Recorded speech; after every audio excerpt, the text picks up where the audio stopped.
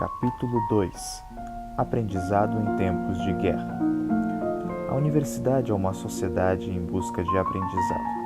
Como estudantes, espera-se de vocês que se preparem para ser, ou ao menos comecem a ser, aquilo que na Idade Média denominava-se um erudito, que se tornem filósofos, cientistas, acadêmicos, críticos ou historiadores. À primeira vista, isso parece algo estranho de se fazer durante uma grande guerra. Qual é a utilidade de se iniciar uma tarefa cujas chances de concluir são mínimas? Ou ainda que nós mesmos não sejamos interrompidos pela morte ou pelo serviço militar, por que razão deveríamos, de fato, como poderíamos, continuar tendo um interesse nessas tarefas plácidas quando a vida de nossos amigos e as liberdades da Europa estão em risco? Não seria o mesmo que tocar harpa enquanto Roma arde em chamas? Parece-me que essas questões não podem ser respondidas enquanto não as colocarmos juntas a outras perguntas que todo cristão deveria fazer a si mesmo em épocas de paz. Falei agora há pouco de tocar harpa enquanto Roma arde em chamas. Porém, para o cristão, a verdadeira tragédia de Nero não deveria ser que ele tocava harpa enquanto incendiava a cidade, mas que ele tocava harpa à beira do inferno. Peço perdão pelo uso da expressão. Sei que atualmente muitos cristãos mais sábios e melhores do que eu não apreciam a menção de céu e de inferno nem mesmo no púlpito. Entretanto, essa fonte é o nosso próprio Senhor Jesus. Alguns podem dizer que a fonte é Paulo, mas isso não é verdade. Essas doutrinas contundentes são dominicais. Não se pode realmente removê-las do ensinamento de Cristo ou de sua igreja. Se não crermos nelas, nossa presença na igreja não passa de uma grande farsa. Se cremos, precisamos por vezes vencer nosso pudor espiritual e mencioná-las. No momento em que fizermos isso, poderemos ver que cada cristão que chega à universidade precisa ter sempre uma questão em relação à qual outras questões levantadas em função da guerra perdem relativa importância. Precisará se perguntar como pode ser correto ou mesmo psicologicamente possível para criaturas que estejam a cada momento avançando, seja em direção ao céu ou ao inferno, gastar uma fração do pouco tempo a elas permitido viver neste mundo em atividades triviais, tais como literatura ou arte, matemática ou biologia. Se a cultura humana puder resistir a esse questionamento, poderá resistir a qualquer coisa. Admitir que se possa manter um interesse no aprendizado sob a sombra dessas questões eternas, mas não sob a sombra de uma guerra na Europa, seria o mesmo que admitir que nossos ouvidos estão fechados à voz da razão e muito aberto à voz dos nossos sentimentos ou emoções coletivas. Esse é de fato o caso com a maioria de nós, e certamente comigo. Por essa razão, considero importante tentar observar a calamidade presente sob uma perspectiva verdadeira. A guerra não cria nenhuma situação absolutamente nova. Ela simplesmente agrava a situação humana permanente de tal maneira que não podemos mais ignorá-la. A vida humana sempre viveu à beira do precipício. A cultura humana sempre teve de existir sob a sombra de algo infinitamente mais importante do que ela mesma. Se os seres humanos tivessem de adiar a pesquisa pelo conhecimento e pela beleza até estarem seguros, a pesquisa jamais teria começado. É um equívoco comparar a guerra com a vida normal. A vida nunca foi normal. Até mesmo os períodos que julgamos ser os mais tranquilos, como o próprio século XIX, foram sob um olhar mais acurado, cheios de crises, situações alarmantes, dificuldades e emergências. Razões plausíveis nunca faltaram para se adiarem todas as atividades meramente culturais. Até algum perigo iminente ser afastado ou alguma injustiça clamorosa ser retificada, mas há muito tempo a humanidade decidiu negligenciar essas razões plausíveis. Queriam conhecimento e beleza, agora e não esperariam pelo momento adequado que nunca chega. A Atenas de Péricles nunca legou não apenas o Partenon, mas também significativamente a oração fúnebre. Os insetos escolheram um procedimento diferente. Eles buscam primeiramente a prosperidade e a segurança da colmeia e presumivelmente têm sua recompensa. Os seres humanos são diferentes. Propõem teoremas matemáticos em cidades sitiadas. Conduzem argumentos metafísicos em celas de condenados. Fazem piadas no patíbulo. Discutem o último e novo poema enquanto avançam contra as muralhas de Quebec. E penteiam o cabelo no desfiladeiro das Termópilas. Isso não é petulância, é a nossa natureza. No entanto, uma vez que somos criaturas decaídas, o fato de que essa é a nossa natureza não iria por si só provar que isso é racional ou correto. Devemos perguntar se existe realmente algum lugar legítimo para as atividades do erudito num mundo como este. Ou seja, temos de sempre responder a esta pergunta: como você pode ser tão fútil e egoísta em pensar sobre qualquer outra coisa que não seja a salvação das almas humanas? E necessitamos, no momento, responder à questão adicional: como você pode ser tão fútil e egoísta em pensar sobre qualquer outra coisa que não seja a guerra? É verdade que parte de nossa resposta será a mesma para ambas as perguntas. Uma das perguntas implica que nossa vida pode e deve tornar-se exclusiva e explicitamente religiosa. A outra, que pode e deve tornar-se exclusivamente nacionalista. Acredito que toda a nossa vida pode e de fato deve tornar-se religiosa num sentido a ser explicado mais tarde. Mas isso quer dizer que todas as nossas atividades devem ser do tipo que podem ser reconhecidas como sagradas, em oposição a seculares, então eu daria uma resposta simples para ambos os meus inquiridores imaginários. Eu diria: mesmo que devesse ou não acontecer, aquilo que você está sugerindo não vai acontecer. Antes de me tornar cristão, eu não tinha entendido completamente que a vida de alguém depois da conversão iria inevitavelmente consistir em fazer a maior parte das mesmas coisas que fazia antes. Assim se espera com um novo espírito, mas sendo ainda as mesmas coisas. Além disso, antes de partir como soldado para a Primeira Guerra Mundial, eu certamente esperava que minha vida nas trincheiras fosse, em algum sentido misterioso, somente voltada para a guerra. Na realidade, percebi que quanto mais próximo se chegasse à frente de batalha, menos se falava e se pensava a respeito da causa dos aliados e do progresso da campanha. Fico feliz que Tolstói registra o mesmo no maior livro já escrito sobre a guerra. E a seu próprio modo, a Ilíada também. Nem a conversão, nem um alistamento no exército obliterarão a nossa vida humana.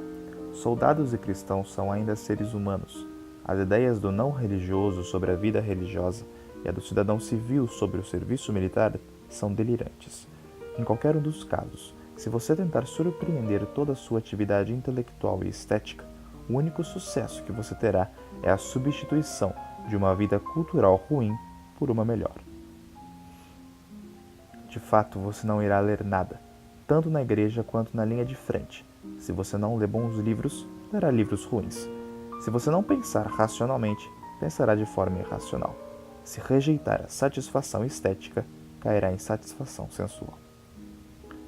Existe, portanto, essa analogia entre as reivindicações de nossa religião e as reivindicações da guerra. Nenhuma das duas, para a maioria de nós, simplesmente cancelará ou removerá de cena a vida meramente humana que estávamos vivendo antes de entrarmos nelas.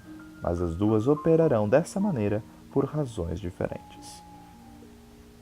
A guerra fracassará em absorver toda a nossa atenção por ser um objeto finito e, por isso, intrinsecamente capaz de suportar toda a atenção de uma alma humana. Para evitar mal-entendidos, devo fazer algumas considerações. Acredito que a nossa causa é no que diz respeito a causas humanas, muito justa, e portanto eu acredito que seja nosso dever participar desta guerra. Todo dever é um dever religioso. Nossa obrigação de cumprir cada dever é assim absoluta.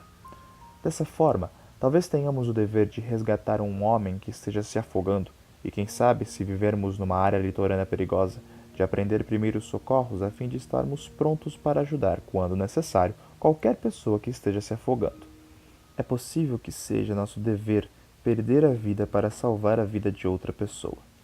Mas qualquer pessoa que se dedica a ser um salva-vidas no sentido de dar a isso sua total atenção, de modo que não pensa nem fala sobre mais nada e exige a cessação de todas as outras atividades humanas até que todos aprendam a nadar, é um monomaníaco. O resgate de pessoas em situação de afogamento é então um dever pelo qual vale a pena morrer, mas não viver. Parece-me que todos os deveres políticos, entre os quais incluo o serviço militar, são desse tipo. Um homem poderá ter de morrer por seu país, mas nenhuma pessoa deve, em nenhum sentido exclusivo, viver por seu país. Aquele que se entrega sem reservas às reivindicações temporais de uma nação, ou de um partido, ou de uma classe, estará entregando a César aquilo que acima de tudo pertence de forma mais enfática possível a Deus. Estará entregando a sua própria pessoa. Entretanto, é por outra razão que a religião não pode ocupar o todo da vida no sentido de excluir todas as atividades naturais, pois é claro que, em certo sentido, deve ocupar a vida como um todo. Não há dúvida sobre uma acomodação entre as reivindicações de Deus e as reivindicações da cultura, da política ou de qualquer outra coisa. A exigência de Deus é infinita e inexorável. Você pode recusá-la ou começar a tentar cumpri-la. Não existe caminho intermediário. Apesar disso, está claro que o cristianismo não exclui nenhuma das atividades humanas normais. O apóstolo Paulo diz às pessoas que vivam normalmente cumprindo suas tarefas.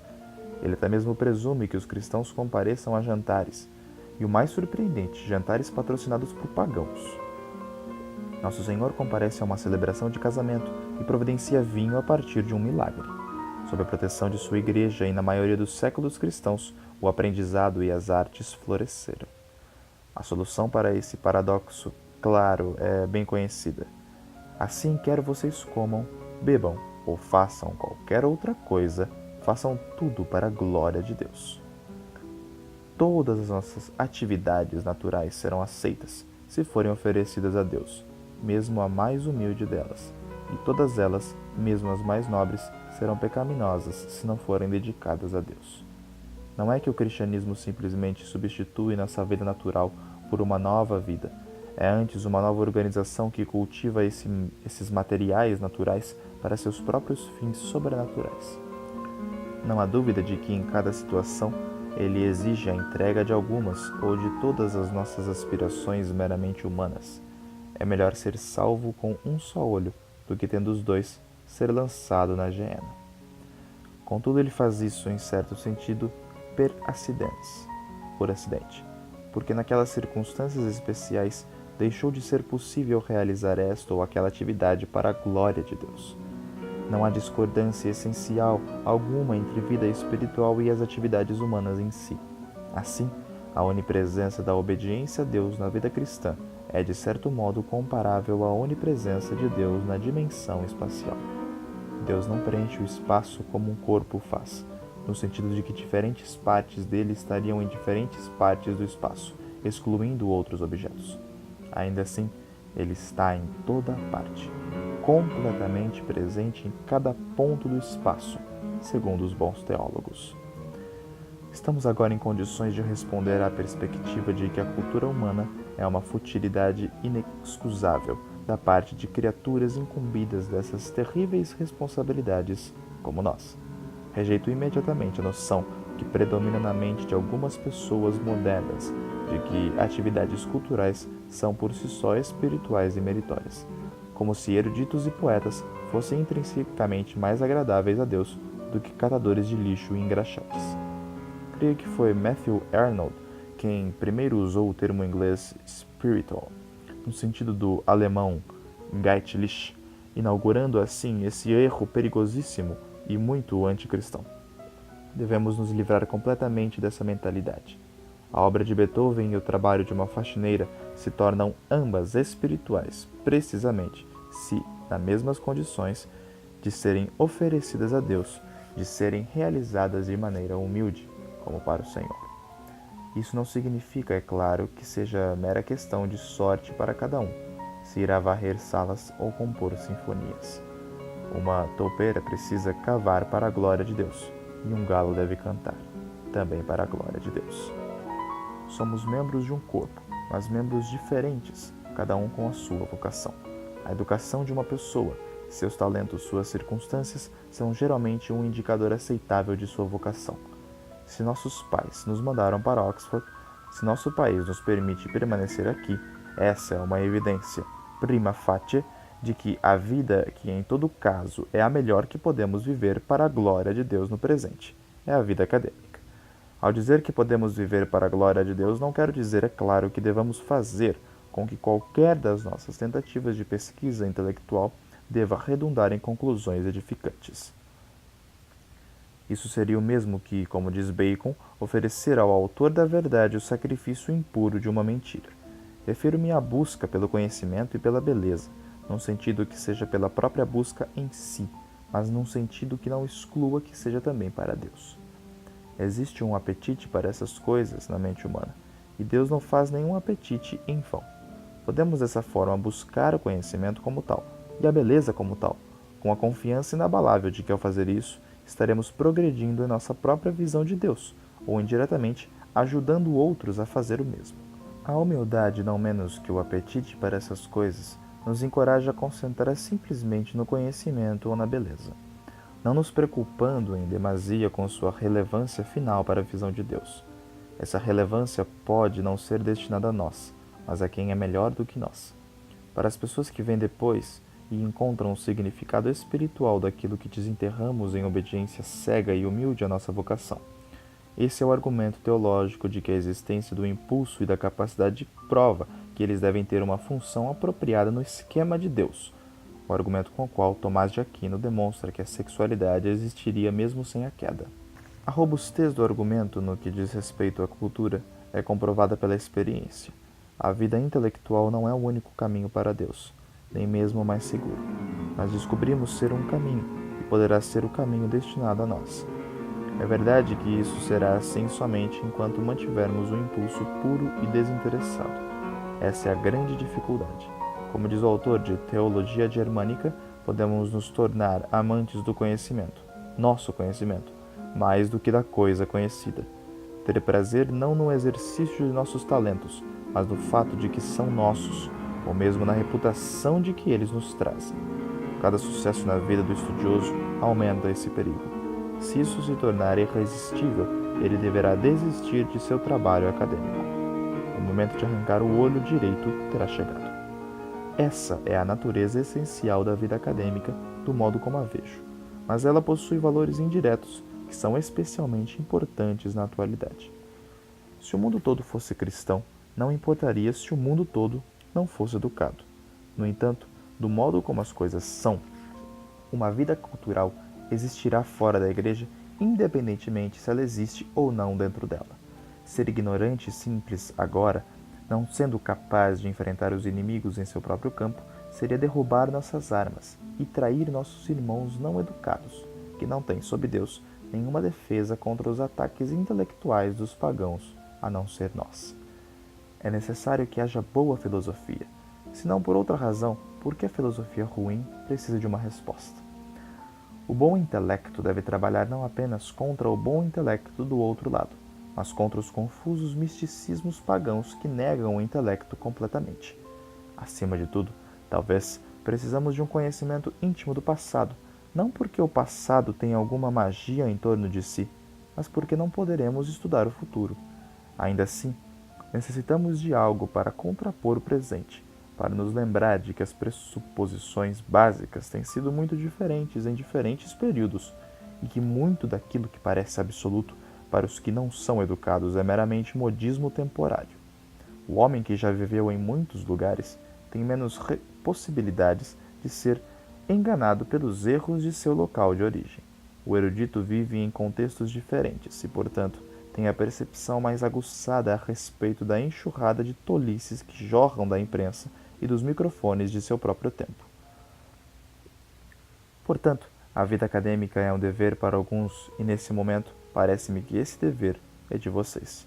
Estou muito consciente de que parece haver uma discrepância quase cômica entre os temas mais elevados que consideramos e a tarefa imediata na qual vocês podem estar ocupados, como as boas leis anglo-saxônicas ou fórmulas químicas. Mas existe um choque semelhante nos aguardando em cada vocação. Um jovem pároco pode se envolver com questões do coro da igreja, e um jovem soldado com fazer um inventário de potes de geleia. E é bom que seja assim. Isso acaba por limpar o terreno das pessoas que são falsas, turbulentas e mantém aquelas que são humildes e fortes. Nesse tipo de dificuldade não precisamos desperdiçar nossa simpatia, mas a dificuldade peculiar imposta pela guerra sobre vocês é outra questão. Sobre isso, eu vou repetir o que tenho dito. de uma forma ou de outra desde que comecei. Não deixe que seus sentimentos e emoções os levem a pensar que seu dilema é mais incomum do que realmente é. Talvez seja útil mencionar os 3 exercícios mentais que poderão servir como defesas contra os 3 inimigos que a guerra levanta contra o erudito. O primeiro inimigo é o entusiasmo, a tendência de pensar e sentir sobre a guerra quando tensionamos pensar em nosso trabalho. A melhor defesa é o reconhecimento de que isso, como em tudo mais, a guerra realmente não levantou um novo inimigo, mas apenas agravou um inimigo velho. Existem sempre muitos rivais para o nosso trabalho. Estamos sempre nos apaixonando ou discutindo, ou procurando emprego ou com medo de perdê-lo, adoecendo e recuperando a saúde, acompanhando acontecimentos públicos. Se deixarmos isso para nós mesmos, estaremos sempre na expectativa de alguma distração ou outra para terminar antes mesmo de realmente sermos capazes de continuar o nosso trabalho. Nunca existirão condições favoráveis. Há momentos, é claro, em que a pressão do entusiasmo é tão grande que somente um domínio próprio sobre o humano pode resistir. Eles vêm tanto na guerra quanto na paz. Precisamos fazer nosso melhor. O segundo inimigo é a frustração. O sentimento de que não teremos tempo de terminar, se eu lhe disser que ninguém tem tempo para terminar, que a vida humana mais longa torna a pessoa, seja qual for o ramo do saber, uma iniciante, parecerei dizer algo bem acadêmico e teórico. Você ficaria surpreso se soubesse como é cedo quando alguém começa a sentir que a corda é curta de tantas coisas, mesmo em meia idade, em que temos de dizer, não tenho tempo para isso, agora é tarde, e não é para mim. A própria natureza, porém, o proíbe de compartilhar essa experiência. Uma atitude mais cristã, que pode ser obtida em qualquer idade, é deixar o futuro nas mãos de Deus. Deveríamos fazer isso mesmo, pois Deus vai certamente reter isso, quer o deixemos para Ele ou não. Seja na paz ou na guerra, nunca dedique sua virtude ou sua felicidade ao futuro. O trabalho feliz é mais bem realizado pela pessoa que considera seus planos de longo prazo de uma forma leve e que trabalha de momento a momento como para o Senhor. É somente pelo nosso pão diário que somos encorajados a pedir. O presente é o único tempo em que algum dever pode ser cumprido ou alguma graça pode ser recebida. O terceiro inimigo é o medo. A guerra nos ameaça com a morte e a dor. Ninguém, especialmente nenhum cristão que se lembra do Getsemane, precisa tentar alcançar uma indiferença estoica quanto a essas coisas. Mas podemos nos policiar contra as ilusões da imaginação. Podemos pensar sobre as ruas de Varsóvia e contrastar as mortes que lá aconteceram com uma abstração chamada vida. Contudo, não existe uma questão de vida ou morte para qualquer um de nós, apenas uma questão desta morte ou daquela. De uma bala de metralhadora agora ou um câncer daqui a 40 anos. O que a guerra realiza em função da morte? Ela certamente não a torna mais frequente. 100% de nós vão morrer e essa porcentagem não pode ser aumentada. Ela adianta certa quantidade de mortes, mas acho difícil supor que seja isso que tememos. Certamente, quando o momento chegar, não fará muita diferença quantos anos foram deixados para trás. Será que a guerra aumenta a nossa probabilidade de uma morte dolorosa? Duvido. O quanto me é possível imaginar aquilo que denominamos morte natural é normalmente precedido por sofrimento. E um campo de batalha é um dos poucos lugares em que se tem uma razoável possibilidade de morrer sem dor alguma. Será que a guerra diminui nossas possibilidades de morrer em paz com Deus? Não posso acreditar nisso. Se o serviço militar ativo não for capaz de persuadir um homem a se preparar para a morte, que outra série imaginável de circunstâncias o faria? Por outro lado, a guerra faz uma coisa em relação à morte. Ela nos força a lembrar dela. A única razão por que o câncer aos 60 anos ou a paralisia aos 75 não nos incomodam é que nos esquecemos deles. A guerra torna a morte real para nós, e isso seria considerado como uma de suas bênçãos pela maioria dos grandes cristãos do passado. Eles achavam bom para nós estar sempre conscientes de nossa mortalidade. Estou inclinado a pensar que eles estavam certos. Toda a vida animal em nós, todos os esquemas de felicidade que estão centrados neste mundo, sempre estiveram fadados ao fracasso. Em tempos de mortalidade, somente os mais sábios podiam reconhecer isso. Agora, Até o mais estúpido de nós sabe. Vemos de modo inequívoco o tipo de universo em que estamos vivendo todo esse tempo e devemos acertar as contas com ele. Se tínhamos esperança não cristãs acerca da cultura humana, elas estão agora destroçadas.